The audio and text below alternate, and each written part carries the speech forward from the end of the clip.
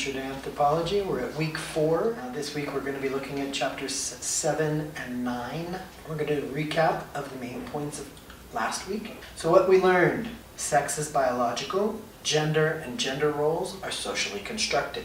Gender stratification, especially in patriarchal societies, has led to discrimination against women. Ethnicity is based on a belief in common ancestry and attached to a geographic location. Ethnicity is shifted, in many cases, to national identity or nationality. Common origins are like the forefathers, and the territory is the nation. Racial categories are socially constructed. Racial classifications have led to real life and death consequences. Prejudices devalue a group of people. Stereotypes lead a person to attribute certain behaviors, attitudes, and capabilities to a group of people. De facto discrimination is a result of prejudice in the form of, for example, economic discrimination between men and women for the same job done. And de jure discrimination are legal discriminations. I'm actually not going to go over the names because all of the names listed in the syllabus are text, and you can read the names and get the information you need from the text. I want you to consider 2 things as you watch the videos this week. One is Gert's idea of culture as a control mechanism, and in this case, religion and kinship as control mechanisms for governing behavior. And also, I want you to consider how culture is integrated.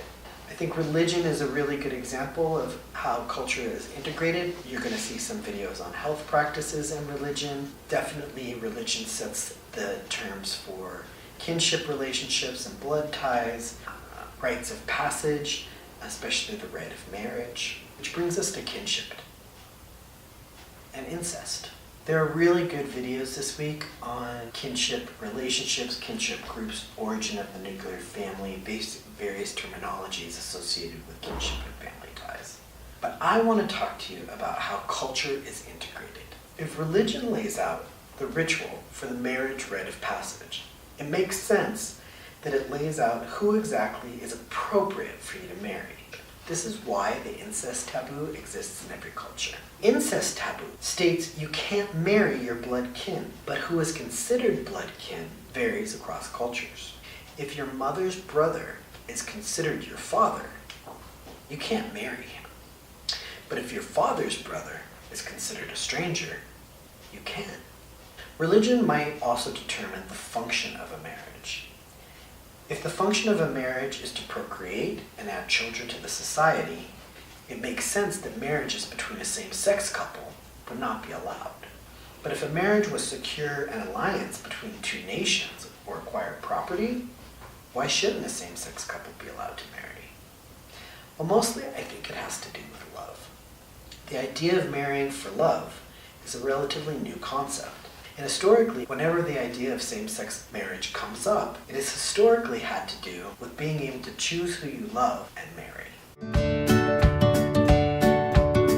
Right now we're going to look at the world's largest religions. So if you think about the largest religions, you think about the first 5 that come to mind are Christianity, Islam, Judaism, Buddhism, Hinduism. So let's look at some real numbers. Christianity is still the largest group that people claim to be from. That includes Catholics. Islam is the 2nd largest group of religious practitioners in the world, but the 3rd largest group are atheists. Is atheism a religion? So this is going to bring up for me 2 different things. One is, are the people who claim to be atheists culturally a certain religion? And what I mean by that is that even though I might not believe in God, do I still practice Christmas? Can I be culturally religious and not practice a religion? The other thing I want you to consider is, just because I don't believe in God, do I believe in something? Can I exist without believing in something? Theologist Paul Tillich brought up the idea of the ultimate concern. He says that people's religious belief is not necessarily always about God, but about their ultimate concern. That ultimate concern can be your family, money, can be science, can even be the nation. If you substitute the ultimate concern for religion, does that make religion any less sacred? One of the things that religion does is give us our origin myths. We have the Adam and Eve origin myth for Abrahamic religions. We have the corn god of the Mayans in Mexico and Guatemala. And in the Hindu tradition, Brahma captured Gange and held her in heaven. And then when he let her go, her flood was going to drown the earth. So Shiva caught her in his hair and then with one of his dreadlocks let the river flow. So the river Gange, which is a real river in India, is considered the mother goddess of India. I want to pause here because I want to discuss nationalism and 3 different origin myths that might explain some of the differences that we have in the United States. Who do we honor? Do we honor the Pilgrims? Do we honor the Native Americans? What would be considered sacred? Corn? A turkey? What if we say our origin is the Tea Party, overthrowing an autocratic rule to establish a democratic governing system? Who then are our forefathers? Benjamin Franklin, George Washington. What is sacred? The Constitution. And what is taboo? Burning the flag. And the 3rd example. What if we say our origin is as a nation of immigrants? A blended vision of equality and justice. What is sacred? The Statue of Liberty. And what is profane? A border wall. Rites of passage in a religion are similar. Rites of passage in a nation also can exist, such as getting the right to vote. So the last thing for today is the discussion board, and this week is about the interview process. Interview is a methodology, and you are supposed to interview an elder in your community. This can be a grandparent, a church elder. This can be somebody on campus who is around your grandparents' age. Ask them if you can interview them. You have the questions that are already on the discussion board. They're predetermined. I've already laid them out for you. Check out the details in the discussion board week 4.